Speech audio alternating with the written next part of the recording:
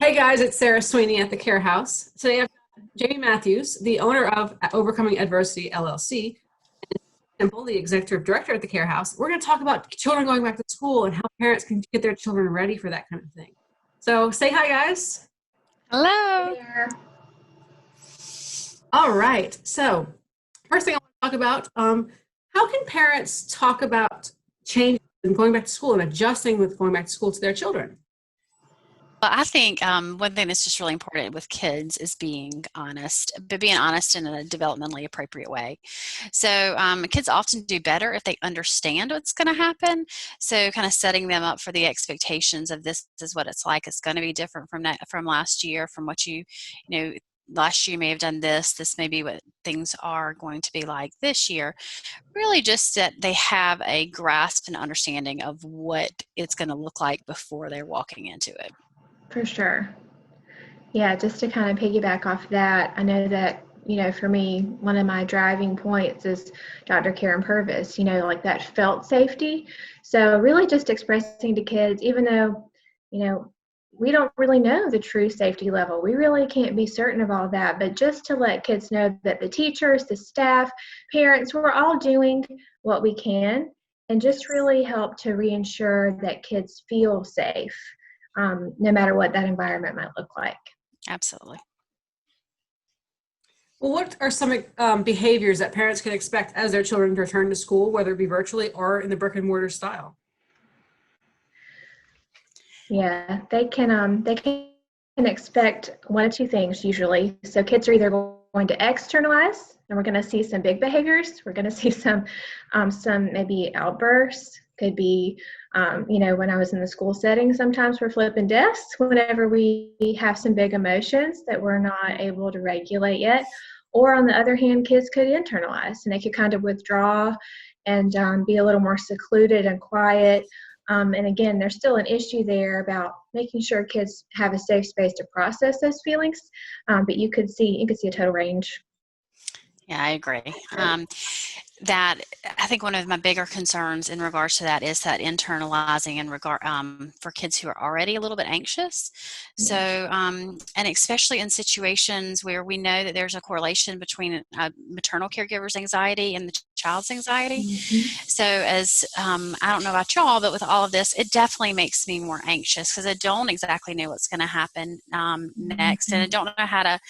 We don't have all the answers yet, and we're probably not going to have those answers. And I don't run real high anxiety, but kids can feed off of that. And so for a parent to have information, for if they can kind of have some understanding and some insight of their own anxiety and their own um, emotions and responses that are taking place,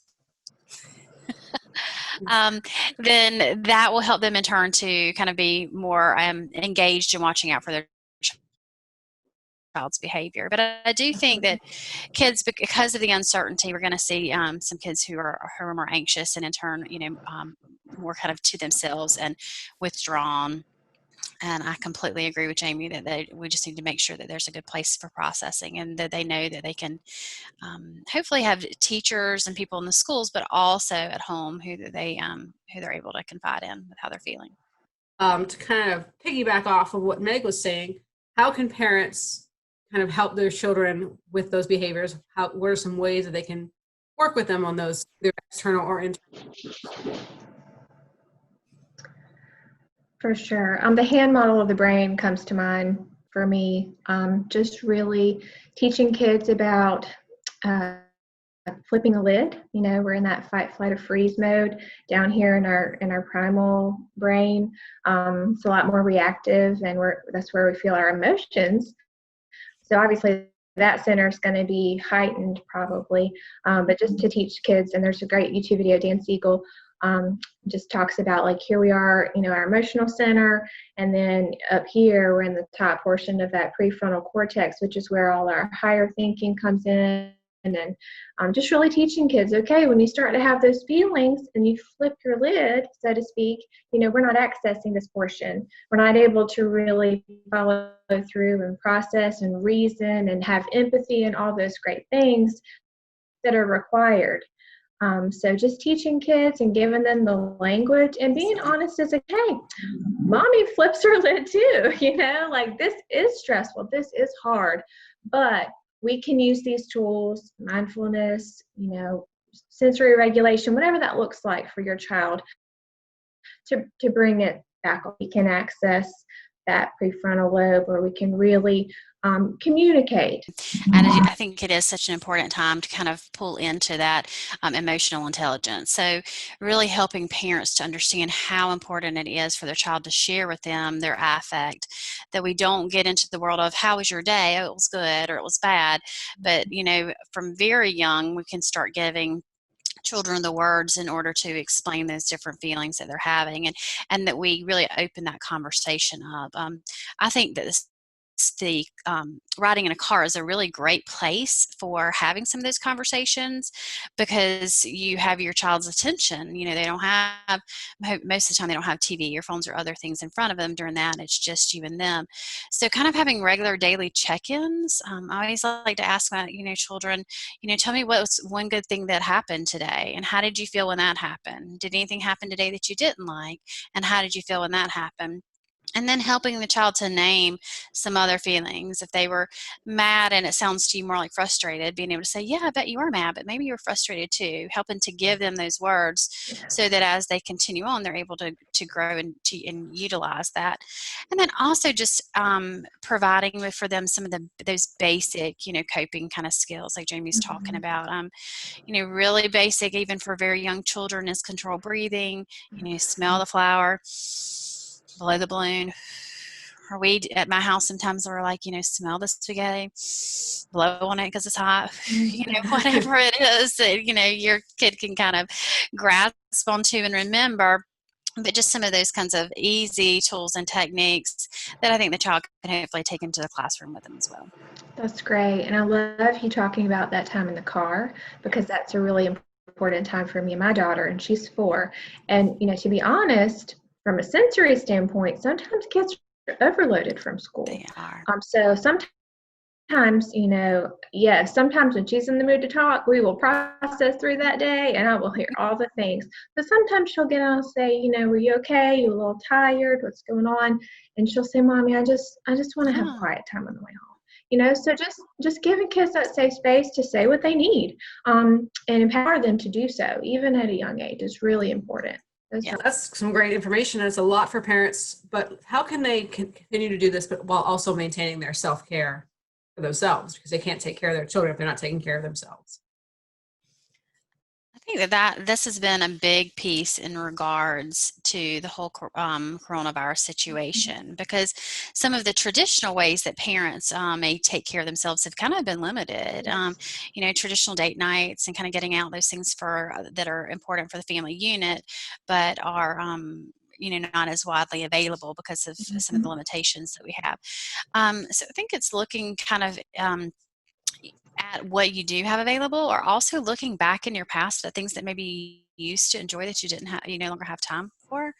I know during all this, I've pulled out some art stuff that I, haven't done in quite some time. My children and I have made some beads this week, and I've, painted and fiddled and those kinds of things with stuff that I haven't done in probably 15, 20 years, because I didn't have time for it with the regular expectations of our life, and we got to go here and we've got to go there, and being at home more has kind of given us some other outlets. And I know that's not the same for everyone. I know that, in some families it's been a much more stressful situation, but it's definitely, in my family, allowed us kind of more time to just think and just to be, without having the things every moment scheduled. For sure. I think for me personally, I'm really having to see where the rubber meets the road in terms of practicing what I preach. And I think it's really important for parents to be aware of how their own past experiences and how their own maybe trauma history, or even just how we handle stress, is really important. So, if I find that my child's getting in trouble a lot in the afternoon, I have to kind of evaluate, okay, am I stressed out? Like, is there something, going on within myself that I need to calm myself back down? Take a walk, take 5 minutes, lock yourself in the pantry and eat those snacks that you have to hide way at the top shelf so that nobody else can get them. What do I need to do to get myself back to green, so to speak, and calm and focused and ready to have empathy for my child? So just kind of like having our own self-awareness is so crucial. And doing that evaluation of maybe how I was raised, maybe how my mom and dad dealt with me out of anger. Maybe that wasn't right. And maybe I'm in a position to really learn from that and grow and do something different this generation. I agree.